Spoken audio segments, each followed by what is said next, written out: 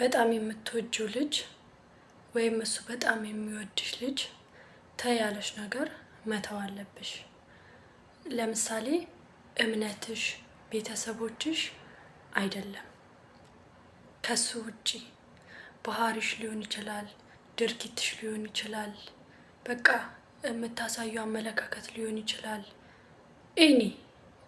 ይሄ ነገር ተዩ፣ ለኔ ይደብረኛል፣ ይሄ ነገር ስታደርጊ ለኔ ይደብረኛል ሲልሽ እንዴ ለምንድነው ገና ሳያገባኝ የሚያዘኝ፣ ገና በእጁ ሳያስገባኝ እንደዚህ የሚለኝ ብለሽ ማሰብ የለብሽም።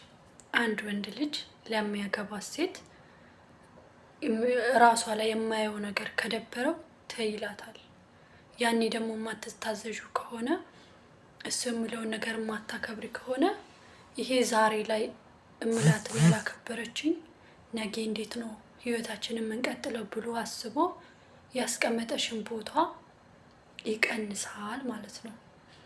ስለዚህ ደረጃሽ እንዳይቀንስ እምነትሽ ባልነካ መልክ፣ ቤተሰብሽ ባልነካ መልክ ግን ሌሎች ባህሪዎችሽም ይሁን ድርጊቶችሽም ይሁን ተይ ይሄ ነገር ይደብራል ካለሽ ለሱ ደስታ ስትይ መተው አለብሽ።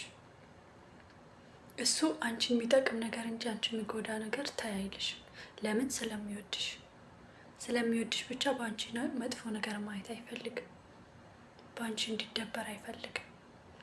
ስለዚህ የሚወድሽ ልጅ ተይ ያለሽ ነገር መተው አለብሽ። አንቺን በተመሳሳይ የምትወጂውን ልጅ ይሄ ነገር ካንተ ደብሮኛል፣ ይሄ ነገር ብትተውልኝ ብትዩ፣ ወንዶችም እንደዛው እሷን የሚያስደስታት ነገር መተው አለባችሁ።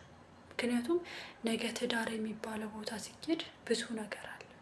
ዛሬ ላይ ግን መከባበር፣ መተማመን፣ በቃ ቅንነት ካለ ለነገ ህይወታችን ጥሩ ነው ማለት ነው። አመሰግናለሁ ስላዳመጣችሁ።